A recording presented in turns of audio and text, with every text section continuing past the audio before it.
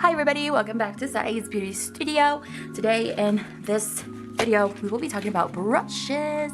First, we're gonna go ahead and talk about brushes, brushes, brushes, brushes, brushes, brushes, brushes, brushes, and more brushes, and brushes, and more brushes.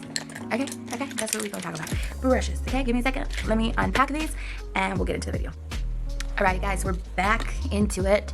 These are my brush collections and I just want to talk to you a little bit about what makes a good acrylic brush and what doesn't. I have really low battery, so I might have to hurry up on this. Okay, so these are acrylic brushes. And these right here claim to be acrylic brushes. These are to do 3D flower art on top of your acrylics or even like inlaid into your acrylics. These are actually, this one is a gel brush. This one said it could be used for acrylic, but it won't be able to. This one is for Poly Gel, which I'll show you also why it's not good for acrylic. So normally for a good acrylic brush, you need they call them Kolinski brushes, but yeah. So I got this off of Amazon. I haven't tried these yet, but I'm sure they're gonna be good because I have this one. There was a nail store here in my city and they removed it, so now I can't go find this brush. This brush cost me $30, as well as the Pana did also. Let me show you a similarity between these brushes that are Kolinski brushes or for more acrylic brushes. These two I really like. Obviously this one's so small I can't really pick up big beads, so this would be perfect for more like 3D art and stuff. But let me show you the bristles. Look how there are different colors in the bristles. You want more of a natural hair brush when it comes to acrylic brushes. I haven't formed this yet, guys, and I haven't shaped it in my acrylic. I was just taking out the packing powder. I was just taking that out. So the way you take out your packing powder is you just basically take it out like this. And I don't know if you can see it in the viewfinder, but there's powder coming out of there. So see how there are different colored fibers in there, which will automatically tell you that this is a natural haired acrylic brush. This is exactly what you want. It's going to go ahead and lay that acrylic down really nicely. It's gonna make the acrylic come off the bristles instead of being stuck in the bristles. So as well as these here, you can see there are different colored fibers in there. Here you can see there are different colored hairs in there, so it looks like highlights. Let's just be honest, it looks like highlights. And I'm talking about this area here, okay? We're not talking about the end. Typically, most acrylic brushes will have a darker tip, which is where you want to be picking up your acrylic from anyways. I'm talking about from here, from the body of the brush, you're going to tell that there are different colored brushes. So this is very different from synthetic brushes that claim to be acrylic, but will definitely not work. So I hate shouting out companies, but this is a Model 1's brush that I got. I thought it was so beautiful, and it's an acrylic brush, right? Or so it claims to be. It came 2 in a pack. I had to throw the other one away, and I just started using this brush for gel because it is a synthetic brush. Okay guys, we're back. My camera turned off, so I'm recording this on my phone. Okay, as you could tell, the brush before it got wet, it looked like it was all one solid color. Again, I'm not talking about the tip where the tip is darker than the body, but I'm talking about the body itself, where it is all one color uniform and it doesn't have different colors. You can tell that it is synthetic by that way. Sometimes you could get a natural hairbrush that is all one color, but more than not, you will find that synthetic brushes, even though they claim to be acrylic, it will be all one color in the body of the brush. Again, most synthetics will be dark at the top, but they will generally be all one color when they are dry. So make sure you're drying them so you can spot the difference in colors, because here they're wet and it does look like they have different fibers of colors in there, but they really truly don't when they're dry. So that is a good way to spot a synthetic acrylic brush compared to a natural hair acrylic brush. Okay, this one's dry, and this is what these looked like when they were dry.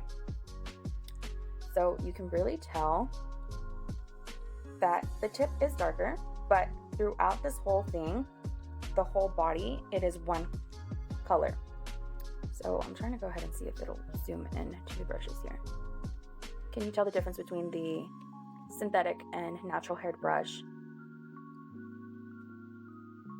So this one claims to be acrylic, obviously, but again, like I said, I use a lot of my acrylic ones for my gel because they are synthetic. You want to be using natural haired brushes so that the acrylic is not getting stuck in synthetic brushes. So for that reason, I really do not like when brushes like this, you know, claim to be acrylic. And then, yes, they are pretty cheap, you know, but as a beginner, if you're buying pretty cheap brushes, it's because you're a beginner, you know, like you want to see how you're able to lay stuff down and how to practice. And it really irks me when, you know, these companies claim to be acrylic brushes, but it's literally like a one and done deal. Like you use it one time and then you have to throw it away because the acrylic is getting stuck in these synthetic bristles. So one piece of advice that I would really recommend for beginners is really invest in a natural hair brush. It is very important. They are very expensive. I mean, compared to synthetic acrylic brushes, right here, all claim to be for acrylic, right? But they're all synthetic. So therefore, I can't use them on acrylic. I can use them for gel. So obviously, if you do hard gel or even like painting with gel, definitely these could work. I'm gonna have to try these with acrylic to see if these work because I just got these in, but I can tell that they're acrylic. So extra care and extra precaution will need to be taken with these than with these. So definitely a thing to consider, the fact that you will have to be more cautious. You might take more time using synthetic brushes because you're trying to make sure that the acrylic is not being stuck in the synthetic bristles versus natural haired. So take that in mind also, because when you're doing nail sets, timing is very important, especially if you're wanting to get the client in and out. This one anyways is a gel brush, and I was so lucky to find this one really cheap. It was literally like $1. This is a Poly Gel brush, and reason why I recommend for you not to use it for acrylic, just for Poly Gel or even a hard gel type of gel, is because this is also synthetic, and you can go ahead and tell here. And the difference between Poly Gel and acrylic is the fact that you are not using a 2-part acrylic or a 2-part system where it's the monomer and the polymer, which is the powder, where they're both fusing together on the brush. What's happening with the Poly Gel is that you're literally just getting a type of gel that feels like acrylic, that's able to be molded as acrylic, and you're using any type of slip that's not contributing to making of the Poly Gel. So the Poly Gel is already made. It's not being made in front of you. You're just using the alcohol or the slip to help you move it down the nail or anything. So this is perfect for Poly Gel and gels because it's synthetic.